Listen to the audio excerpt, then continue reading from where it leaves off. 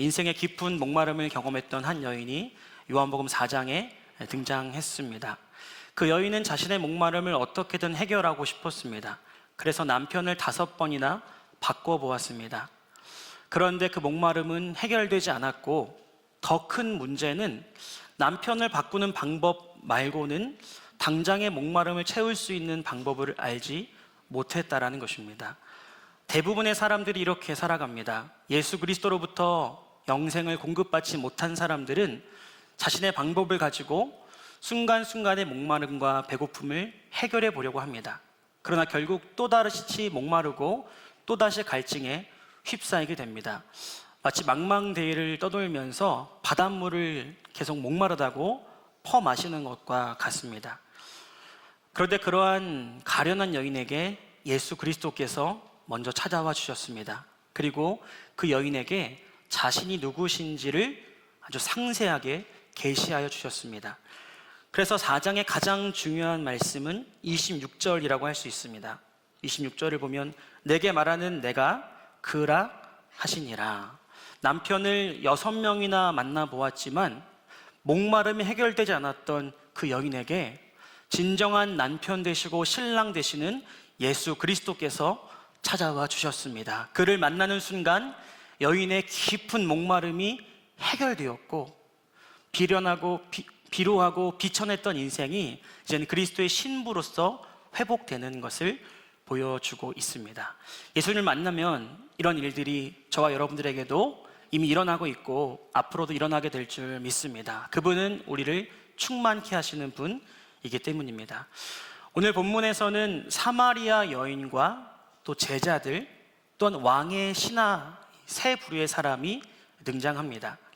그동안에는 예수님이 어떤 사람인지에 대해서 집중적으로 보여주었다면, 오늘 이 4장의 후반절에서는 예수님을 만난 사람들이 어떻게 말하고 행동하고 살아가는지를 집중적으로 보여줍니다.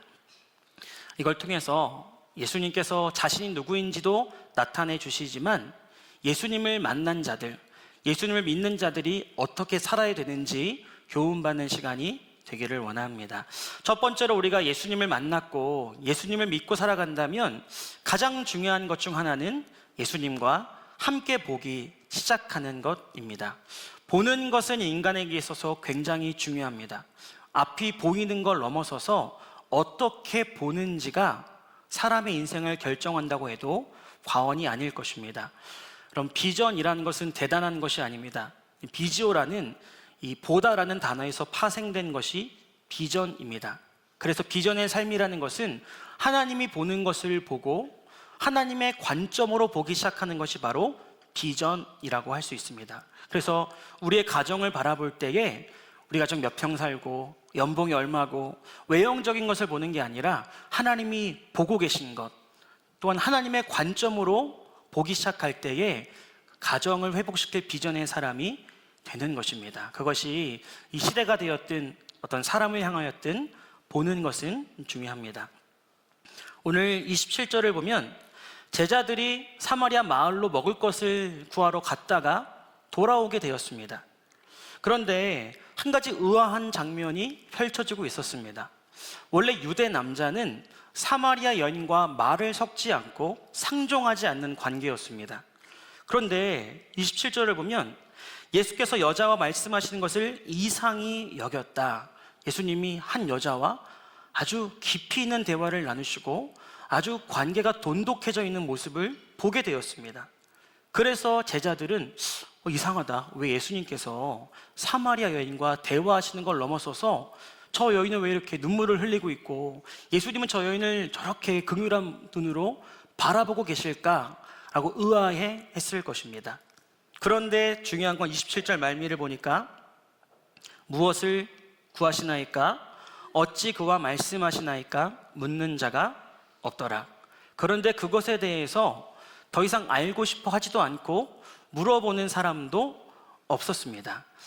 왜냐하면 예수님이 그 여자와 대화하고 관계 맺는 것에 대해서 관심이 없었기 때문입니다. 예수님이 그 여인과 왜 대화를 하시는지 그다지 알고 싶지 않았기 때문입니다.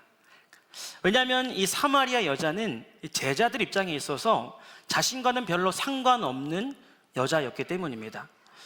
그 여자가 어떤 인생을 살았고 어떤 처지에 놓여 있는지는 제자들 입장에서는 크게 중요하지 않았습니다. 그러니까 예수님에게 무슨 대화를 나누고 계시고 또 왜 그렇게 그 여인과 이야기를 나누고 계신지에 대해서 궁금하지 않았습니다.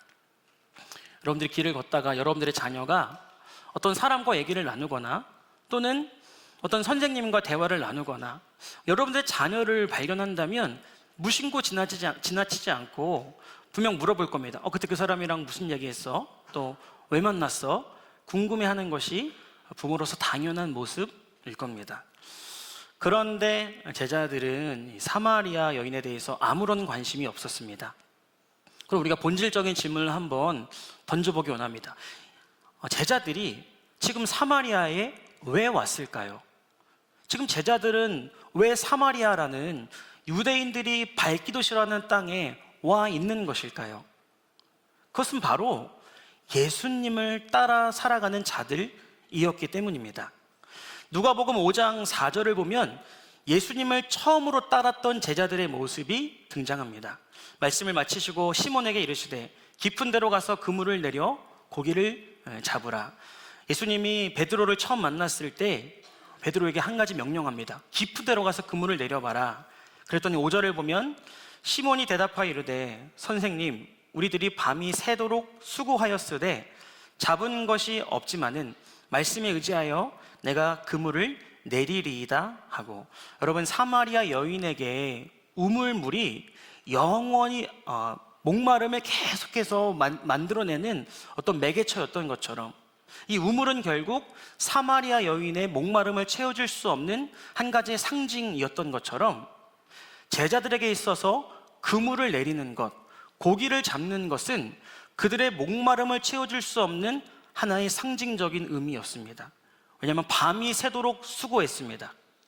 제자들은 갈릴리 사람들이었기 때문에 학력에 있어서나 사회적 지위에 있어서나 늘 열등감에 사로잡혀 있는 사람들이었습니다. 그들이 인생에 있어서 유일한 기쁨은 많은 고기를 잡음으로써 보람을 누리는 것이었습니다.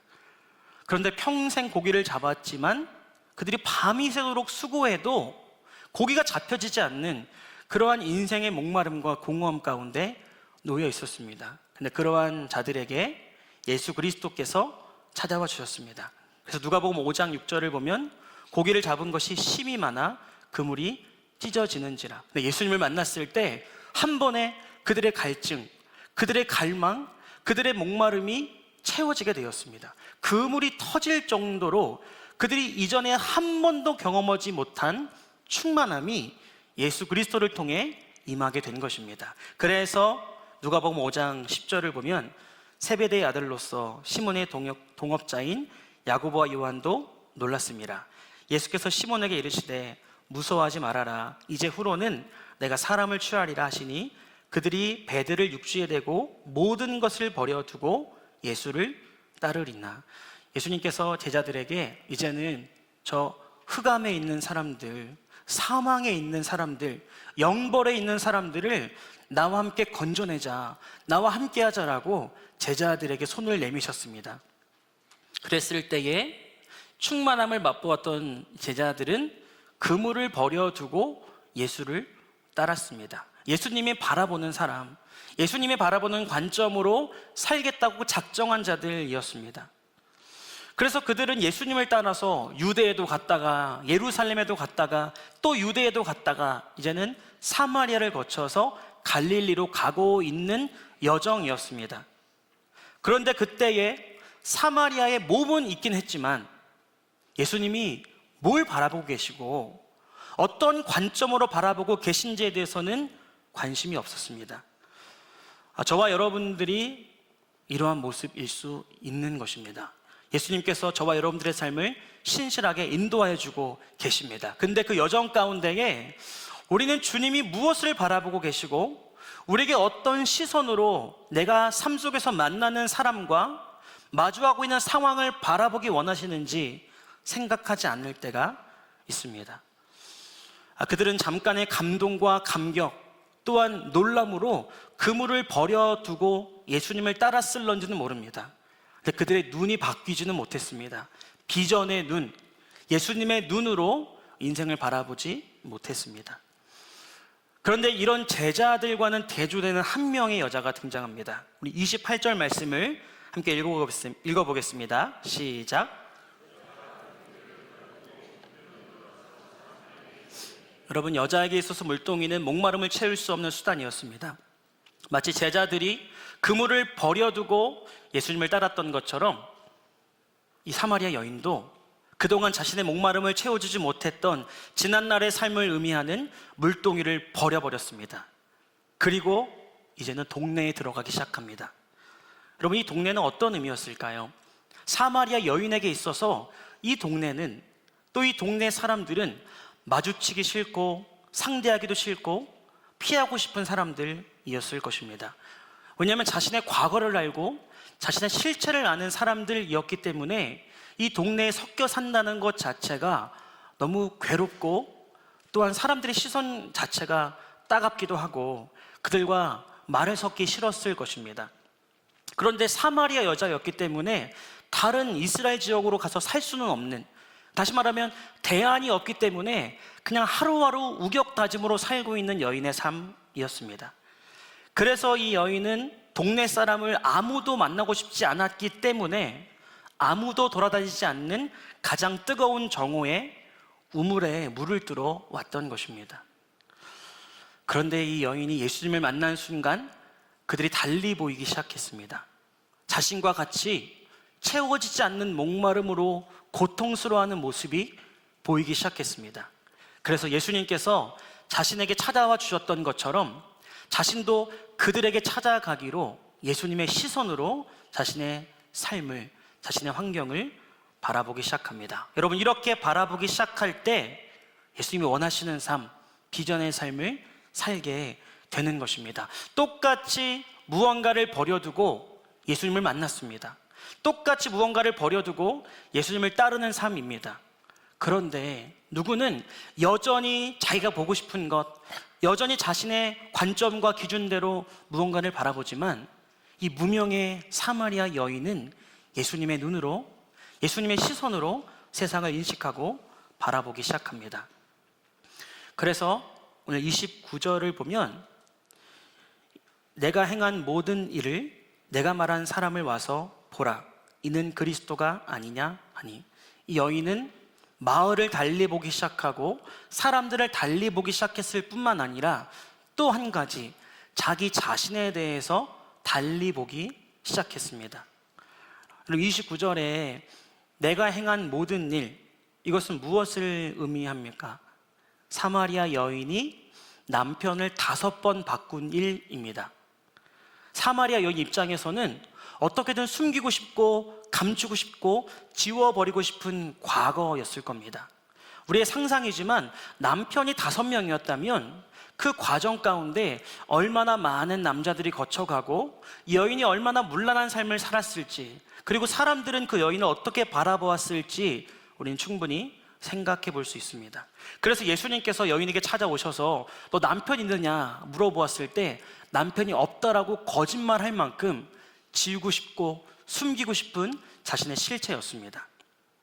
그래서 그렇게 외롭게 사람을 피해서, 혹여라도 누가 자신의 실체를 알까봐 사람들과 깊게 관계 맺지 못하면서 떠돌이처럼 살아왔던 것입니다. 여러분, 이 여인이 자기 인생이 그러한 인생이라는 것을 인식하고 자각하고 있었을 때, 자기 인생을 딱 바라보면 숨기고 싶고 또한 실패한 인생이고 정말 누가 알까봐 부끄러운 인생을, 그런 관점으로 자신을 바라보았다면 이 여인은 아마 굉장히 낮은 자존감으로 살았을 것입니다.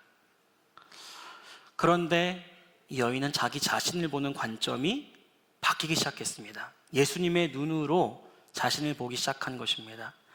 말할 수 없는 더러운 죄인으로 살았지만 그 죄인을 찾아와 주셔서 은혜를 베풀어 주시고 새롭게 하신, 바로 가장 큰 은혜를 받은 인생으로 자신을 바라보기 시작했습니다. 로마서 5장 20절을 보면 죄가 더한 곳에 은혜가 넘쳤다라고 고백하는 바울처럼 자신의 인생 정말 숨기고 싶고 수치스럽고 부끄러운 그런 인생이었지만 이제 예수님 안에서 자신의 인생을 바라볼 때에 그럼에도 만나주시고 은혜 베풀어 주시고 새로운 삶을 허락하신 누구보다 큰 은혜를 받은 삶이라고 당당하게 말하고 있습니다. 여러분, 저와 여러분들 저마다 감추고 싶은 게 있고 숨기고 싶은 게 있을 것입니다. 나의 실체를 알기 때문에, 나의 과거의 악한 추한 이 과거를 알기 때문에 인생에 있어서 누구나 사람들에게 들키기 싫은 어떠한 모습들이 있습니다. 또 어떤 사람들이 인생에 이해되지 않고 해석되어지지 않는 상처와 또 연약함, 결핍들도 있습니다. 여러분, 그런 분들 있다면 먼저 예수 그리스도를 통하여서 충만함을 받으시기 바랍니다. 상처가 있을수록, 연약할수록, 실패한 감정들이 많을수록 무언가로 자기를 채우려고 합니다. 그래서 자존감이 낮은 사람일수록 자꾸만 허탄한 곳으로 자기를 채우려고 합니다. 어떤 사람과의 관계를 통해서 인정받으려고 한다거나 어떤 물건을 구입함으로써 사람들이 동경하는 무언가의 자리에 올라감으로써 자기 자신을 증명해 보이려고 합니다. 근데 그것은 결국 또다시 우리를 목마르게 할 것입니다. 오직 예수 그리스도를 통해서만 충만함을 받을 수 있습니다. 그래서 그런 충만함을 받은 이 여인은 나와 같은 자들에게 너희를 충만케 할 수 있는 분이 있다는 것을 알려주는 정체성을 발견하게 되었습니다. 그래서 29절에 읽었던 것처럼 내가 행한 일 너희 알지 않느냐? 그런데 그 행한 일로부터 구원하여 주신 예수 그리스도께서 우리 마을 가운데 오셨다라고 증언하고 있습니다. 나 같은 여자도 그리스도께서 만나주셨다. 나같이 실패한 여인도, 나같이 더러운 여인도 예수 그리스도께서 만나주셨다. 너희도 그분을 만날 수 있다라고 초청하고 있는 것입니다. 여러분, 마을을 보는 관점이 달라지고 자신을 보는 관점이 달라진 이 한 여인을 통하여서 엄청난 영적인 파장이 일어나게 되었습니다. 우리 30절 말씀을 함께 읽어보겠습니다. 시작. 이러한 일들이 여러분들 통하여 일어나게 될 줄 믿습니다. 이렇게 관점이 달라지는 한 사람을 통하여서 그 가정과 셀과 그 지역 가운데, 열방 가운데 예수께로 나오는 사람이 생겨나게 되는 것입니다. 근데 우리가 여기서 한번 짚고 넘어가야 될 점은, 여러분, 이 동네에 먼저 다녀갔던 사람이 있었습니다. 이 무명의 여인, 예수님 만난 지 지금 채 몇 시간도 안 된 여인, 이 여인 이전에 이 동네를 다녀갔던 사람이 있었습니다. 요한복음 4장 8절을 보면 제자들이 먹을 것을 사러 그 동네에 들어갔음이러라. 제자들이 우르르 동네로 몰려 들어갔었습니다. 제자들은 누구였습니까? 그물을 버려두고 예수님과 함께 사람을 건지겠다고 따랐던 자들입니다. 근데 그들은 동네에 들어갔을 때 먹을 것만 보였습니다. 우리 뭐 먹지? 이거 먹으면 맛있겠다. 그 동네에 수많은 예수님을 알지 못하는 사람들이 즐비했지만 그들의 눈에는 무엇을 먹을까, 무엇을 마실까, 무엇을 입을까, 오직 이것만 집중했다는 것입니다. 그래서 그곳 가운데 목마른 영혼들을 바라보지 못하고 예수님 앞으로 가지고 나온 유일한 것은 먹는 것이었습니다. 사마리아 여인은 동네로 들어갔다가 나올 때에 많은 영혼들을 가지고 주님께 나왔지만, 여러분, 예수님의 제자들은 먹을 것만, 지극히 육신적인 것, 썩어 없어질 것만 가지고 나왔습니다. 하나님 누구를 통해 일하실까요? 숫자가 중요한 것이 아닙니다. 12명의 제자보다 무명의 한 여인을 통해 하나님은 일하셨습니다. 신앙의 연수가 중요할까요? 예수님의 제자들, 예수님을 따른 지 얼마 됐는지는 정확히 알 수 없지만, 그럼 지금 사마리아 여인, 예수님 만난 지 반나절도 안 됐습니다. 뭐라고 불리는 게 뭐가 이렇게 중요합니까? 예수님의 제자로 불리는 것 또는 사마리아 여인으로 불리는 것, 아무런 의미가 없습니다. 정말 예수님을 따르고 있는가? 정말 예수님의 눈으로 살고 있는가? 그것이 가장 중요한 것입니다. 여러분, 그런 면에 있어서 여러분들은 예수님이 가자고 말씀하신 여러분들의 가정과 직장과 삶의 자리에서 무엇을 가지고 예수께 나오고 계십니까? 어떤 사람들은 먹을 것만 가지고 나옵니다. 어떤 사람들은 그 동네를 바라볼 때, 그 직장을 바라볼 때에 그냥 먹을 거, 입을 거 얻을 수 있는 수단으로만 바라볼 뿐입니다.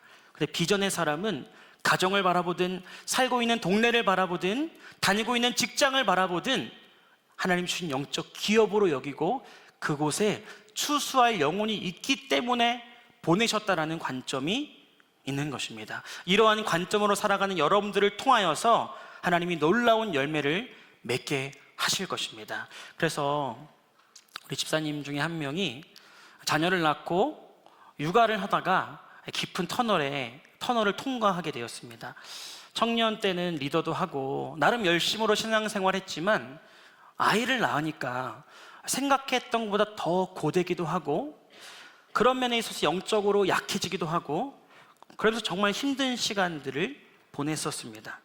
그런데 하나님의 은혜로 영적 회복을 경험하고 나서는 이제는 자신과 같은 엄마들이 보이기 시작했습니다.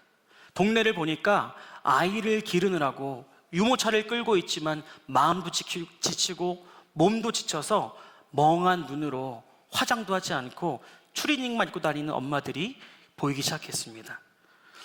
그래서 그렇게 동네를 그런 마음으로 돌아다니다 보니까 항상 같은 시간에 놀이터에서 영혼 없이 아이와 함께 있는 한 엄마를 발견하게 되었습니다. 그래서 어떻게 저 엄마를 그리스도께 인도할 수 있을까 고민하고 고심하다가 한 가지 방법을 생각해냈다고 합니다. 숨어 있다가 아이가 놀이터에서 놀다 보면 넘어지기도 하지 않습니까? 넘어지는 순간 기다렸다는 듯이 아이에게 달려가서 아이를 일으켜주면서 엄마와 말을 섞기로 결정했다고 합니다. 그래서 아이가 넘어졌을 때 숯불에서 뛰어나와가지고 아이를 안고 엄마와 대화를 나누면서 그런 마음으로 전도하기 시작했습니다. 제가 누구인지 말씀을 드릴 수는 없지만 여러분 정말 작년 한 해 그런 마음을 갖고 있는 한 여인을 통하여서 정말 그 동네에 많은 이들이 그리스도께 인도함을 받게 되었습니다. 교회를 다녔던 사람들 뿐만 아니라 처음 교회를 다니는 사람, 불신자였던 사람들이 찾아오게 되었습니다. 여러분 어떤 마음으로 살아가냐에 따라서 어떤 관점으로 살아가냐에 따라서 여러분의 인생이 달라지게 될 것입니다. 정말 주님을 믿는 믿음의 사람이라면 이 눈으로 여러분의 인생과 여러분에게 부르신 자리를 바라보시기 바랍니다. 그래서 여러분 첫 번째로 우리는 눈이 달라져야 됩니다. 이제는 예수님과 함께 바라보아야 됩니다. 예수님이 왜 사마리아 여인의 목마름을 채워주셨습니까? 왜 제자들의 그물을 터질 만큼 물고기를 잡게 하셨습니까? 여러분 목마를 때 물 마시는 이유가 무엇입니까? 제가 지금 목마른데요, 제가 왜 지금 물을 마셨을까요? 하고 있는 설교를 이어나가기 위함입니다. 목이 말랐을 때 물을 마시는 이유는 내가 해야 될 일들을 더 굳건하고 꾸준하게 끝까지 완수하기 위함입니다. 예수 그리스도께서 사마리아 여인에게 목마름을 해결해 주신 이유는 이제 그 여인에게 있어서 사명의 삶을 살라고 불러주신 것입니다. 이러한 사명을 발견하고 오늘 여러분의 삶의 자리로 돌아가시는 비전의 사람들 되시기 바랍니다. 두 번째로 예수님을 믿는 자로서 필요한 것은 예수님과 함께 하는 것입니다. 여기서 말하는 한다라는 것은 이 동행의 의미라기보다는 행동을 의미합니다. 그러니까 doing의 의미라고 할 수 있습니다.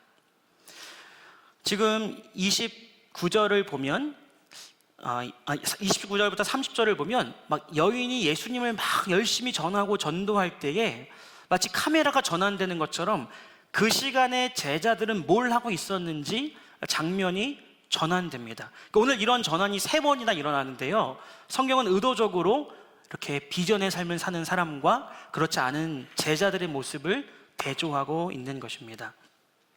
31절을 보니까 그때에 이 여인이 전도하고 있을 그때에 제자들이 청하이르되 랍비여 잡수소서. 제자들이 동네에서 먹을 것을 구해 왔습니다. 그런데 예수님의 표정이 안 좋습니다. 먹을 걸 구해 왔으면 예수님이 이제 먹자 하셔야 되는데 아무 말도 하지 않고 멍하니 있으셨던 것 같습니다. 이때 분위기를 상상해 보면 숨이 턱턱 막힙니다. 예수님 분명 뭔가 화가 나 있으신 것 같은데 이유를 알 수 없어가지고 먹자고 하지도 못하고 먼저 먹을 수도 없고 그런 애매한 분위기가 있었던 것 같습니다. 그래서 31절에 보니까 제자들이 아주 조심스럽게 예수님 드세요 이렇게 말합니다. 그랬는데 32절에 보면 예수님이 먹을 거 구하느라 수고했다, 이제 먹자, 또 떡을 떼고 축사하시는 것이 아니라 전혀 다른 말씀을 하십니다. 제자들에게 하기 원하셨던 그 속내를 털어놓으십니다. 32절에 내게는 너희가 알지 못하는 먹을 양식이 있느니라. 예수님은 제자들이 구한 음식 말고 이미 먹을 양식이 있다라고 그 음식을 거절하십니다. 그래서 33절에 보면 제자들이 괜히 당황해서 누가 먼저 먹을 거 갖다 드렸냐, 다른 사람이 뭐 시켜드렸냐, 대체 예수님이 무슨 음식을 갖고 있다고 하시는 거냐, 이렇게 물어보기 시작했습니다. 예수님은 대체 어떤 음식을 갖고 계시고 어떤 음식을 먹고 계신 것일까요? 34절에 예수님이 먹는 음식이 무엇인지 나와 있습니다. 우리 함께 34절 읽어보겠습니다. 시작. 예수께서 이르시되 나의 양식은 나를 보내신 이의 뜻을 행하며 그의 일을 온전히 이루는 이것이니라. 그럼 예수님은 무엇을 드실까요? 예수님과 동행하는 자들의 삶을 드시는 겁니다. 우리가 어떤 사람 볼 때 아우 이제 요즘에 안 먹어도 배부르겠어 이런 말을 할 때가 있습니다. 자녀가 태어났든 자녀가 정말 박수 받을 만한 일을 했든 원하는 일이 이루어졌든 우리가 어떤 사람이 기분이 너무 좋을 때 먹지 않아도 되겠어, 이렇게 안 먹어도 배부르겠어 이런 얘기를 합니다. 예수님 지금 무엇 때문에 배부르다고 하십니까? 방금 읽었던 것처럼 나를 보내신 뜻을 행하는 자들을 바라볼 때에, 나를 보내신 자의 일을 이루는 것을 바라볼 때에 배부르다, 정말 이것이야말로 나를 만족하게 하는, 나를 기쁘게 하는 양식이다라고 말씀하고 계십니다. 예수님이 사마리아 여인이 지금 뭘 하고 있는지 알고 계셨습니다.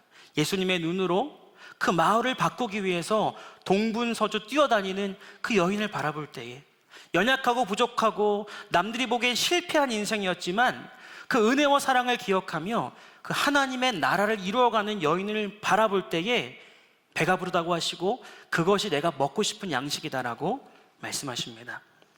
그럼 반대로 예수님 언제 가장 배가 고프실까요? 그것은 바로 예수님의 일에 동참하지 않는 사람들을 볼 때에 가장 굶주려 하시고 가장 배고파 하십니다.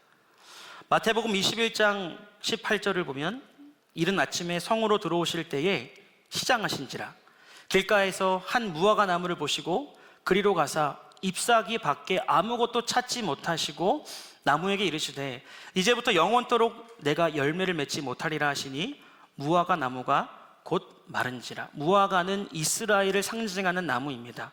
예수님 배고프셨습니다. 근데 무화과 나무에게 가까이 가니까 잎이 무성해서 열매가 있을 줄 알았는데 결국 열매가 없었습니다. 그래서 그 나무를 말라버리게 하시는 예수님의 모습을 보고 계십니다. 여러분, 이것이 바로 저와 여러분들을 향한 예수님의 굶주림, 예수님의 갈망인 것입니다. 우리 삶에 찾아오셔서 열매를 먹기를 원하십니다. 누가 알아주든 알아주지 않든 하나님의 뜻대로 행하는 그 순종을 먹기를 원하시고 하나님의 나라를 위하여서 수고하고 힘쓰며 묵묵히 견뎌내는 그 삶을 먹기를 원하십니다. 근데 이스라엘에게 가까이 갔더니 먹을 게 없었습니다. 잎은 막 무성했습니다. 우리 오늘날로 치면 점점 가진 건 많아지고 환경은 나아지고 점점 세상에서 뭐가 되는 것 같은데 그 삶을 유심히 살펴보았을 때 하나님과는 전혀 상관없는 삶, 하나님의 눈으로 전혀 바라보지 않고 살아가는 삶, 그런 삶을 바라볼 때에 내가 배고프다, 도저히 먹을 게 없다, 도무지 내가 이 굶주림을 해결할 방법이 없다라고 말씀하고 계시는 것입니다. 저와 여러분들의 삶을 예수님께서 바라보신다면, 또 찾아오신다면 어떻게 말씀하실까요?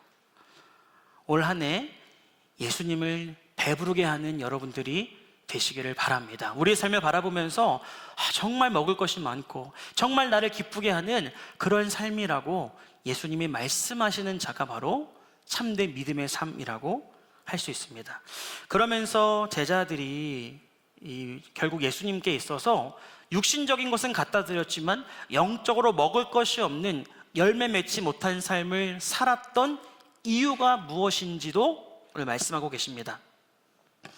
25절에 나와 있는 것처럼 예수님은 아마 제자들에게 간간히 나의 이 복음을 전하여라, 내가 누군지 드러내라 라고 제자들에게 도전하고 또 그들에게 권면하고 그들에게 명령하셨던 것 같습니다.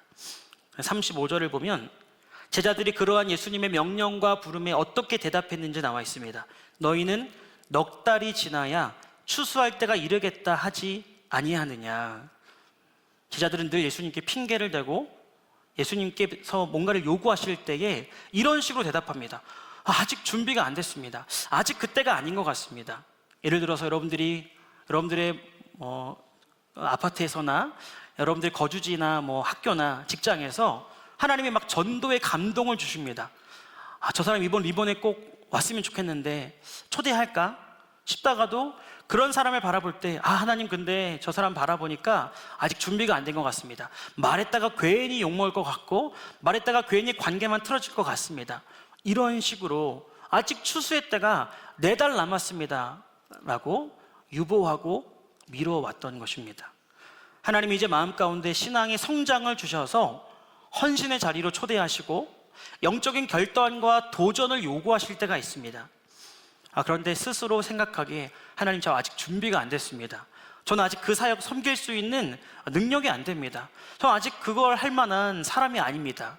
이렇게 스스로 하나님의 부르심을 유보한다는 것입니다. 여러분, 능력이 있고 실력이 있고 준비돼서 사용되어지는 사람이 아니라 그것에 순종하며 나아갈 때에 감당할 힘과 능력을 주시는 분이 바로 하나님이십니다. 그래서 순종을 요구하실 때에 마음의 감동을 요구하실 때 여러분 결단하는 마음으로 믿음의 한 걸음을 내딛어야 됩니다. 하나님이 우리에게 영적 도전을 주시기도 합니다. 그런데 너무 바쁘고 너무 피곤하고 너무 힘들어서 조금만 기다려 달라고 하나님께 리더에게 말하기도 합니다. 사람의 인생이 참 바쁩니다. 학생 때는 공부하느라 힘들고 또한 대학생 때는 취업 준비하느라 힘들고 또 직장인들은 야근하느라 바쁘고 결혼해서 아이를 낳은 자들은 또 애들 기르느라 바쁘고 또한 이제 40살로 넘어가면 이제 나이가 들어서 체력이 없어서 힘들고 50대, 60대가 되면 이제 늙어서 힘들고 힘들다 끝나는 게 우리의 인생입니다. 언제 도전하고 결단하고 그 한 걸음을 내디드시겠습니까? 그래서 오늘 35절 중반절을 보면 그러나 나는 너희에게 이르노니 너희 눈을 들어 밭을 보라 희어져 추수하게 되었도다. 우리가 보기에는 아직 아닌 것 같지만 우리가 스스로 판단하기에는 아직 준비되지 않은 것 같지만 하나님 우리를 통해 귀한 열매를 맺기로 작정하신 줄 믿습니다. 그래서 우리에게 필요한 것은 하나님의 부름에 동참하는 것입니다. 하나님께서 하고 계신 일에 함께하기로 결단하는 것입니다. 그래서 함께 기도하기 시작하고 함께 말씀을 통해 깨닫기 시작하고 함께 순종하기 시작할 때에 하나님의 일하심이 이루어지게 되는 것입니다. 주님의 요청에 동참하지 않는 사람들은 다 이유가 있습니다. 근데 반대로 주님의 요청에 동참하는 사람들도 다 이유가 있습니다. 그 이유는 바로 미가서 6장 8절을 보면 사람아 주께서 선한 것이 무엇임을 내게 보이셨나니 여호와께서 내게 구하시는 것은 오직 정의를 행하며 인자를 사랑하며 겸손하게 내 하나님과 함께 행하는 것이 아니냐. 하나님 사랑하고 하나님의 은혜를 받은 빚진 마음이 있기 때문에 주님의 뜻에 따르는 자들, 순종하는 자들은 이 한 가지 이유 때문에 순종하는 것입니다. 여러분, 저와 여러분들도 이렇게 주님 때문에, 주님 사랑 때문에 어떤 자리든 어떤 일이든 어떤 사람이든 믿음으로 나아가 열매 맺는 복된 인생이 꼭 되시기를 바랍니다. 그러면서 35절 말미를 보면 보라 희어져서 추수하게 되었다 합니다. 영적인 도전을 주신다라는 건, 우리에게 감동을 주신다라는 건 추수할 때가 되었다라는 뜻입니다. 근데 여러분, 여기서 한 가지 중요하게 생각해야 될 점은 추수할 때를 놓치거나 또한 유보하게 되면 그 추수할 곡식들이 썩어지게 된다는 것을 기억하시기 바랍니다. 저희 외할머니는 포도 농사를 지으셨었습니다. 그래서 포도 수확철은 항상 9월이 되면 이제 온 가족이 포도밭으로 가서 포도를 따기도 하고 함께 그 추수하는 것에 동원되기도 했었습니다. 그런데 이제 정말 포도 추수할 때 나무마다 포도가 주렁주렁 열립니다. 그런데 보통 이제 10월 말쯤이 되면 아직 추수하지 못한 포도들이 점점점 물러 터지기 시작합니다. 그러면서 11월 달만 돼도 그 포도들이 바닥에 떨어져서 포도 썩은 내가 진동하기 시작합니다. 다시 말하면 추수할 때를 놓치면 때를 놓친 것으로 끝나지 않고 두 번 다시 추수할 기회를 얻지 못한다는 것입니다. 제때에 땄더라면 맛있는 포도를 먹을 수 있었습니다. 그러나 게을렀기 때문에, 유보했기 때문에, 바쁘고 힘들고 피곤하다고 그것에 대해서 도전하지 않았기 때문에 그 포도는 아무도 먹을 수 없는 썩은 쓰레기가 되어버린 것입니다. 하나님이 어떻게든 저와 여러분들이 이 추수의 때에 하나님, 예수님의 일에 함께 하기를 원하십니다. 왜냐하면 36절을 보면 거두는 자가 이미 삭도 받고 영생에 이르는 열매를 모으나니 이는 뿌리는 자와 거두는 자가 함께 즐거워하게 하려 함이라. 여러분, 이 추수의 때가 지나면 거둘 수 없기 때문이기도 하지만 또 한 가지는 지금 추수함으로 누릴 수 있는 기쁨과 즐거움이 있기 때문입니다. 여러분, 우리가 하나님 나라를 이루어간다는 거, 하나님을 위해서 우리의 삶을 내어드린다는 거, 이거 물론 마지막 날 하나님 앞에 영원한 상급이 있고 면류관이 예비되어 있는 것입니다. 그래서 사도 바울도 이 면류관을 바라보면서 달려갔습니다. 그런데 여러분, 36절에 보면 이미 삭슬 받았다, 이미 열매가 있어서 함께 즐거워하고 있다라고 예수님이 말씀하고 계십니다. 다시 말하면 똑같이 아이를 길러도 예수님의 일에 동참하는 사람은 그렇지 않은 사람이 누릴 수 없는 기쁨과 평안과 인내와 즐거움이 있는 것입니다. 근데 이런 것이 없는 사람은 육신적으로만 애를 기르고 있는 것이죠. 왜 이렇게 애가 안 자고 때를 쓰고 나만 애를 길러야 되고 사회적으로 단절되는 것 같고 소외되는 것 같고, 이러한 부정적인 생각에 파묻힐 뿐입니다. 직장 생활을 똑같이 해도 하나님의 일에 동참하고 있는 사람은 관점이 전혀 달라지는 겁니다. 직장 안에서 하나님이 어떤 사람의 마음을 열어가시는 것을 보고 하나님의 선하신 인도하심과 일하심을 느끼면서 감사할 수 있고 기뻐할 수 있고 기대할 수 있는 그런 열매들을 주십니다.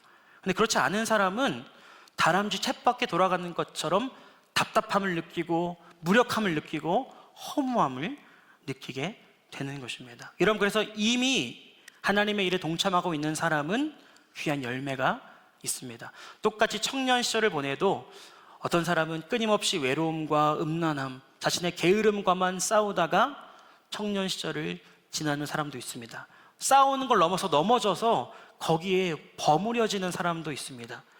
그러나 하나님의 부르심에 결단하는 마음으로 헌신하는 청년들에게는 그렇지 않은 이 시대 청년들이 누릴 수도 없고 알 수도 없는 그리스도를 위한 그 기쁨과 감격, 그리스도께서 주시는 마음의 참된 행복과 불타오르는 열정이 그들 안에 있게 되는 것입니다. 여러분, 이러한 이미 주시는 열매들을 우리 청년부터 학생들, 모든 장년들의 이르기까지 날마다 맛보고 누릴 수 있는 은혜의 사람들이 되시기를 바랍니다. 여러분, 이것에 동참하는 거, 이를 함께 이루어가는 것은 결코 우리의 능력으로 하는 것이 아닙니다. 오늘 38절을 보시면 내가 너희로 노력하지 아니한 것을 거두러 보내었노니 다른 사람들은 노력하였고 너희는 그들이 노력한 것에 참여하였느니라. 조금 부가 설명을 드리면 38절은 구약의 선지자들과 예언자들을 의미합니다. 다른 사람들은 그리스도께서 오실 날을 고대하면서 그들은 구약 시대 때 묵묵히 말씀을 전하고 고초를 당하고 고난을 당하면서 그리스도의 오실 길을 준비했다, 그리스도의 오실 길을 씨를 뿌렸다, 이런 의미입니다. 그리고 그리스도께서 오심으로 첫 열매가 되어주셨습니다. 그래서 저와 여러분들은 이제 그 그리스도의 십자가 사건을 통하여서 거두기만 하면 되는 사람들인 것입니다. 이미 예수 그리스도께서 저와 여러분들의 인생 가운데 거둘 만한 은혜와 열매들을 예비하여 주셨습니다. 그래서 예수님이 지금 제자들에게 더 이상 미루지 말고 이 기쁨에 지금부터 참여해라. 더 이상 유보시키지 말고 이 열매를, 이 기쁨을 지금부터 누려라 라고 말씀하고 계신 것입니다. 그러면서 이 기쁨을 지금부터 누려야 되는데 이 열매 맺는 건 우리 힘으로 하는 게 아니라는 것을 알려주시기 위해서 카메라가 또 확 전환됩니다. 39절을 보면 마을에서 전도하고 있는 사마리아 여인으로 장면이 전환됩니다. 여자의 말이 내가 행한 모든 것을 그가 내게 말하였다 증언하므로 그 동네 중에 많은 사마리아인이 예수를 믿는지라. 여러분 좀 이것을 상상해 보면 여자가 좀 무섭게 느껴집니다. 한 가지 말만 하고 있어요. 내가 행한 모든 것을 그가 내게 말하였다. 이 문장은 논리적인 문장도 아니고 멋들어진 문장도 아닙니다. 그냥 앵무새처럼 자기가 경험한 거, 자기가 은혜 받은 거, 자기가 깨달은 거 계속해서 사람들에게 말하고 있습니다.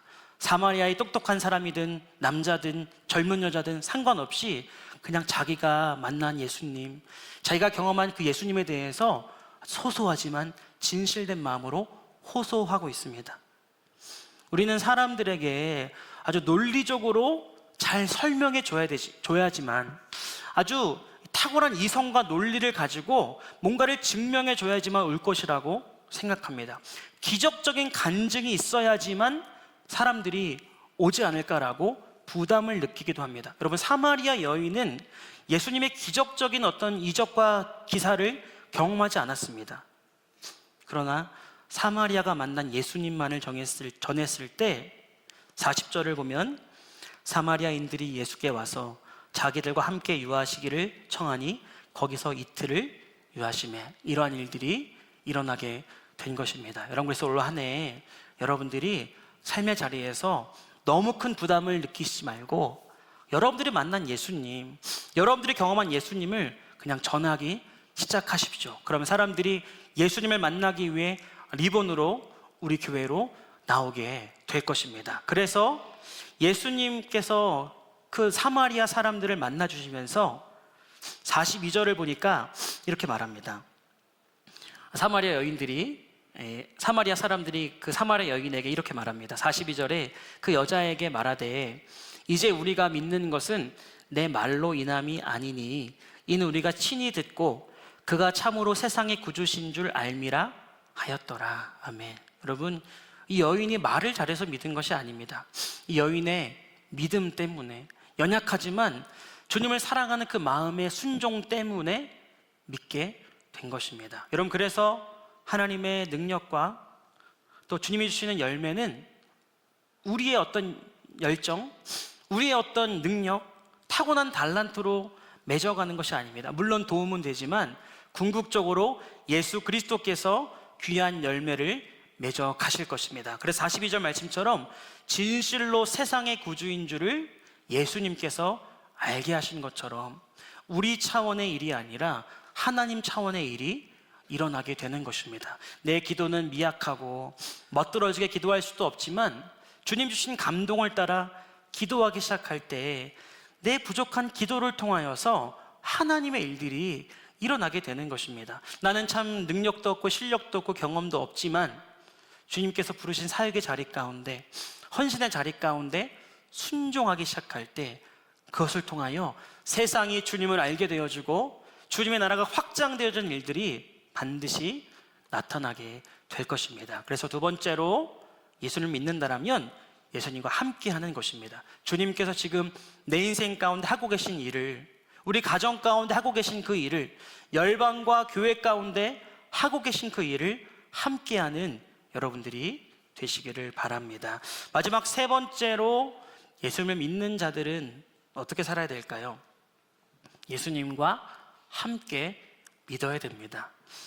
참 아이러니하고도 아리송한 말이라고 할 수도 있겠는데요, 예수님과 함께 믿는다라는 것이 무엇인지 오늘 마지막으로 살펴보도록 하겠습니다. 43절부터 54절을 보면 사마리아에서 떠나서 이제 원래 목적지였던 갈릴리로 가시는 모습을 보여주고 있습니다.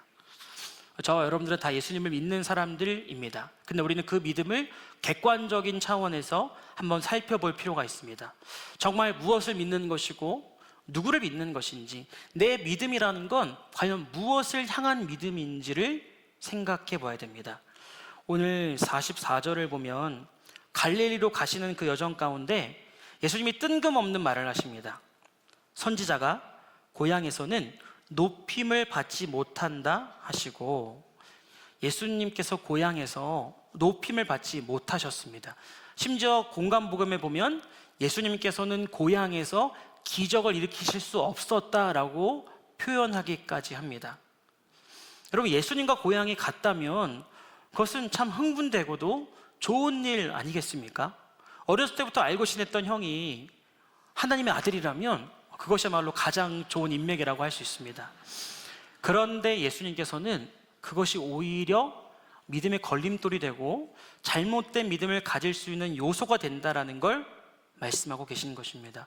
여러분, 모태신앙은 참 큰 유익이 있고 신앙생활 오래 한 것은 그 안에 나름대로의 장점과 유익이 반드시 있습니다. 그런데 그 안에는 반드시 조심해야 될 영역이 있는 것입니다. 예수님이 고향에서 높임받지 못했던 이유는 무엇일까요? 반대로 말하면 고향 사람들이 예수님을 제대로 믿지 못했던 이유는 무엇일까요? 요한복음 6장 41절을 보시면 자기가 하늘에서 내려온 떡이라 하심으로 유대인들이 예수에 대하여 수군거려 이르되 이는 요셉의 아들 예수가 아니냐, 그 부모를 우리가 아는데 자기가 지금 어찌하여 하늘에서 내려왔다 하느냐. 그들은 예수님을 믿는 것이 아니라 자기의 경험을 믿고 있는 것이었습니다. 다시 말하면 자기의 경험 안에 예수님을 가둬놓고 있었습니다. 그러니까 어렸을 때부터 예수님을 봐왔던 고향 사람들 입장에서는 예수님이 내가 하늘에서 내려왔다라는 말을 도무지 믿을 수가 없고 수용할 수가 없는 것이죠. 왜냐하면 자신들이 경험했던 예수님은 어린아이의 모습, 또한 청소년의 모습, 또한 아주 유년기 때부터 봐왔던 지극히 인간적인 모습이 뇌리 속에 남아 있었기 때문입니다. 차라리 고향 사람들이 사마리아 사람들처럼 예수님을 처음 봤다면 오히려 믿는 것에 걸림돌이 없었을 겁니다. 저도 교회 안에 많은 분들이 등록하고 또 새롭게 오고 계십니다. 그런데 가끔씩 아이러니하게 느껴지는 건 오히려 교회를 한 번도 안 다니셨던 불신자분들이 어떤 믿음에 있어서, 어떤 말씀에 있어서, 여러 영적인 사역에 있어서 스펀지와 같이 쭉쭉 빨아들이고 다 수용하는 모습을 보게 됩니다. 오히려 신앙이 자라고 성장하는 속도가 훨씬 빠른 경우를 보기도 합니다. 왜냐하면 그분들의 입장에서는 예수님이라는 것, 신앙생활이라는 것이 백지이기 때문입니다. 자신의 경험 아래에서 교회의 사역과 하나님의 말씀과 예배를 가둬두지 않았기 때문에 그들은 참되게 예수님을 믿을 수 있고 신앙생활을 더 건강하게 할 수 있다는 겁니다.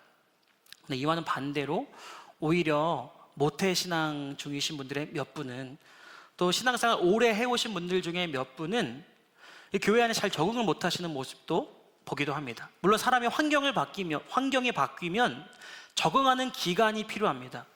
그런데 그것을 넘어서서 자기의 경험이 맞다고 생각하는 그 잘못된 믿음이 예수님을 제한하고 있는 것입니다. 왜 이렇게 이 교회는 찬양을 시끄럽게 하고, 왜 이렇게 꼭 통성으로만 기도해야 되고, 왜 이렇게 꼭 저렇게 말하고 이렇게 설교하고 이런 사역들을 나가야 되고, 이런 모든 것들이 자기의 경험과 부대끼게 되는 겁니다. 그러다 보니까 예수님의 사역, 예수님의 예수님께서 일하기 원하시는 그 영적인 일들이 제한되어지는 것입니다. 그 예수님을 자기 경험의 한계에 가두게 되는 것이죠.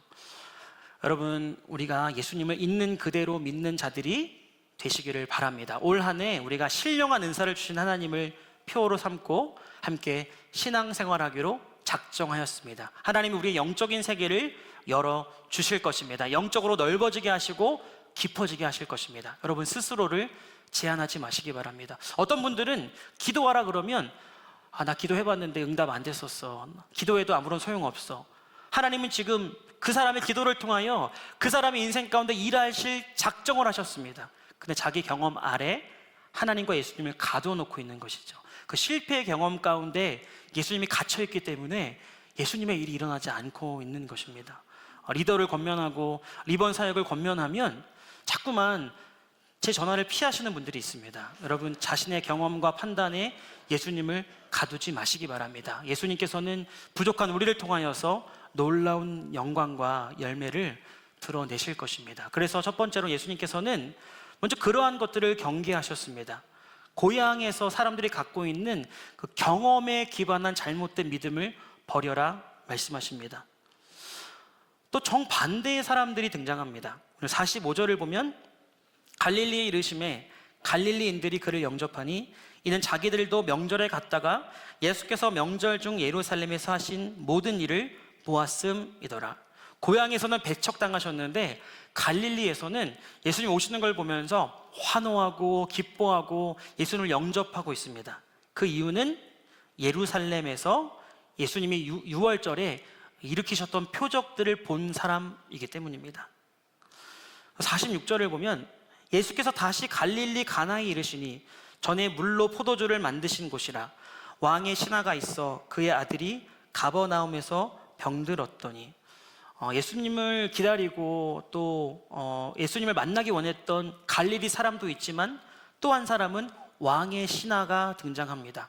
그는 아들이 죽을 병에 걸렸는데 아무리 사방팔방 의사를 만나고 약을 구해도 고칠 수 없었습니다. 그래서 예수님을 만나기 위해 지금 오매불만 기다리고 있었습니다. 그래서 47절을 보면 그가 예수께서 유대로부터 갈릴리로 오셨다는 것을 듣고 가서 청하되 내 아들의 병을 고쳐주소서 그가 거의 죽게 되었습니다. 여러분, 우리가 이걸 표면적으로만 보면 정말 좋아 보입니다. 그러니까 예수님을 배척했던 고향 사람들과는 반대로 긍정적으로만 보입니다. 그런데 오늘 예수님은 이러한 모습 속에서도 한 가지를 경계하고 계십니다. 48절을 보면 그들의 어떤 믿음, 그들의 어떤 환호성을 칭찬하시는 것이 아니라 한 가지를 주의시키십니다.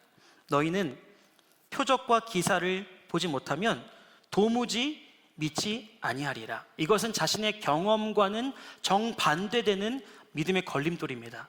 다시 말하면 예수님을 향한 이 기대가 또 기준이 세워져 있다는 겁니다. 예수님을 바라볼 때, 예수님을 따를 때에 자신이 기대하고 기준으로 세운 일들이 있습니다. 그래서 그 일들이 이루어져야지만 예수님을 예수님으로 인정하는 잘못된 믿음을 갖고 있다는 겁니다. 가령 이런 것입니다. 내가 기도해서 이거 응답되면 내가 하나님 믿겠다. 이런 사람들이 있습니다. 응답돼도 안 믿는 경우가 대부분일 뿐더러 우리가 기도할 때에 우리의 기대하는 시간에 우리가 기대했던 방법으로 응답되는 경우는 거의 없다라는 것을 여러분 경험하셨을 겁니다. 그래서 예수님께서 지금 갈릴리 사람들이 환호하는 그 마음의 중심을 보셨습니다. 너희가 나를 믿는 것은 표적과 기사를 받기 때문이다. 나를 환호하는 것은 오직 표적과 기사만 기대하고 있기 때문이다. 그것을 기준으로 나를 영접하고 따르고 환대할 것임을 알고 있다라고 말씀하고 계십니다. 여러분, 예수님은 우리를 치유하는 분이신 줄 믿습니다. 그런데 그 치유가 오늘 일어나지 않을 수도 있습니다. 왜냐하면 치유의 주관자는 예수 그리스도이기 때문입니다. 우리는 치유를 예배하는 것이 아니라 치유하시는 예수님을 예배하는 사람들입니다. 주님은 우리를 인도하시는 분이십니다. 당장은 사방에 우겨싸임을 당하는 것 같이 어려움을 느낄 때가 있습니다. 근데 우리는 그 인도하심 자체를 구하는 것이 아니라 우리를 인도하시는 예수님을 믿는 믿음 안에서 인내하고 기다리는 사람이 되어야 합니다. 그래서 많은 분들 중에 스스로 기도 응답의 어떤 마지노선을 정해놓은 분들이 있습니다. 내가 이때까지 기도해서 예수님 응답 안 하시면 아무 일도 안 일어나면 나 안 믿어버릴 거야.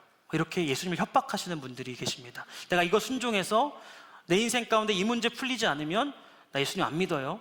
예수님을 협박하는 분들이 계십니다. 그것은 우리가 예수님을 따르는 것이 아니라 내가 원하는 삶으로 예수님을 따라와 달라라는 예수님을 내 제자로 만들겠다라는 아주 교만한 생각입니다.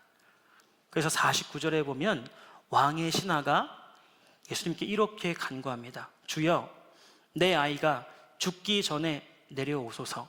예수님의 일하심, 예수님의 역사하심을 자기가 나름대로 판단한 기준을 가지고 예수님께 요구하고 있는 것입니다. 여러분, 저와 여러분들이 인생을 살아갈 때에, 또 신앙생활에 나갈 때에 도무지 풀리지 않는 어떤 의구심들이 반복적으로 일어납니다. 왜 기도하고 있는데 응답이 안 일어나는 것 같고, 나름 헌신하고 수고했는데 열매가 맺어지지 않는 것 같고, 그렇게 뭔가 예수님 앞에 우리가 어떤 기대감을 가지고 신앙생활하지만 예수님이 우리의 뜻대로 일하지 않는 것처럼 느껴질 때가 있습니다. 그래서 우리는 그런 주님을 따르는 삶을 믿음 생활, 신앙 생활이라고 하는 것입니다. 무화과 나뭇잎이 마르고 포도 열매가 없어 외양간에 송아지도 없어도 여러분, 하나님은 하나님이십니다. 그분의 선하신 계획을 가지고 그분의 때에 그분의 방법으로 우리 가운데 일하실 것입니다. 그래서 50절을 보시면 예수께서 이르시되 가라, 내 아들이 살아있다 하시니 그 사람이 예수께서 하신 말씀을 믿고 가더니, 이제 이 왕의 신하는 참된 믿음이 무엇인지를 보여줍니다. 예수님이 약을 준 것도 아니었고, 예수님이 막 어떤 기도를 할 때에 하늘에 막 구름이 덮였던 것도 아니었습니다. 그냥 말씀을 주셨습니다. 저와 여러분들도 날마다 묵상하고 계신 줄 믿습니다. 근데 여러분, 그 묵상을 할 때에 하나님 우리에게 말씀을 통해 약속을 주실 때가 있습니다. 내가 일할 것이다, 인내해라, 기대해라, 반드시 눈물로 씨를 뿌리면 거둘 것이다. 근데 그 말씀을 붙잡고 살아가는 인생이 조금 무모해 보일 때가 있습니다. 그런데 오늘 50절 말미처럼 말씀을 믿고 걸어가는 것, 이것이 바로 참된 믿음의 삶인 줄 믿습니다. 그래서 우리의 경험도 다 내려놓고, 우리의 기준도 다 내려놓고 예수님이 맞으십니다. 예수님의 때가 가장 최고의 때요, 예수님의 방법이 가장 최선의 방법입니다 라는 고백 위에서 한 걸음 한 걸음 걸어가는 것입니다. 51절을 보면 내려가는 길에 그 종들이 오다가 만나서 아이가 살아있다 하거늘, 52절에 언제 열이 떨어졌냐 물어보니까 53절에 예수께서 내 아들이 살아있다 말씀하신 그때인 줄 알고 자기와 그 온 집안이 다 믿으니라. 아멘. 여러분, 그래서 저와 여러분들이 신앙생활에 나갈 때에 예수님과 함께 믿는 것입니다. 바로 예수님이 바라보시는 시간을 함께 믿음으로 취하는 겁니다. 예수님 좀 조급하기도 하지만 불안하기도 하지만 이때가 가장 좋은 때라고 믿고 있고 계획하고 계신 그 주님과 함께 믿겠습니다, 함께 기다리겠습니다라고 우리가 인내하는 것입니다. 하나님, 내 방법은 이 방법이 옳아 보이지만 주님의 방법, 내가 볼 때는 좀 무모해 보이기도 하고 내가 볼 때는 좀 자존심 상하기도 하지만 그 방법이 가장 좋은 방법이라고 나도 함께 믿겠습니다라고 고백할 때에 그 함께 믿는 우리의 믿음을 통하여서 오늘 병든 아들이 치유되었던 것처럼 여러분들 삶 가운데 하나님의 일들이 반드시 이루어지게 될 것입니다. 우리 마지막으로 히브리서 11장 1절 2절을 읽고 마무리하겠습니다. 1절을 제가, 2절을 여러분들이 읽겠습니다. 이러므로 우리에게 구름같이 둘러싼 허다한 증인들이 있으니 모든 무거운 것과 얽매기 쉬운 죄를 벗어버리고 인내로써 우리 앞에 당한 경주를 하며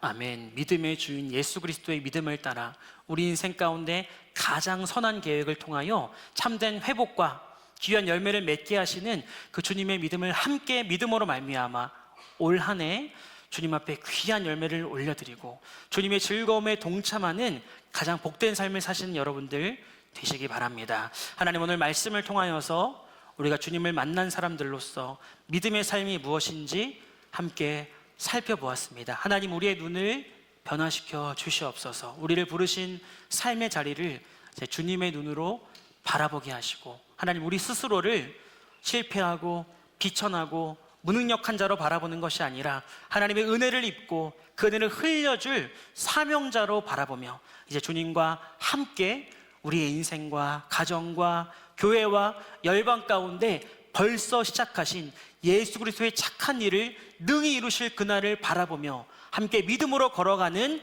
주님의 귀한 일꾼들이 되게 하여 주시옵소서. 예수님의 이름으로 기도드렸습니다.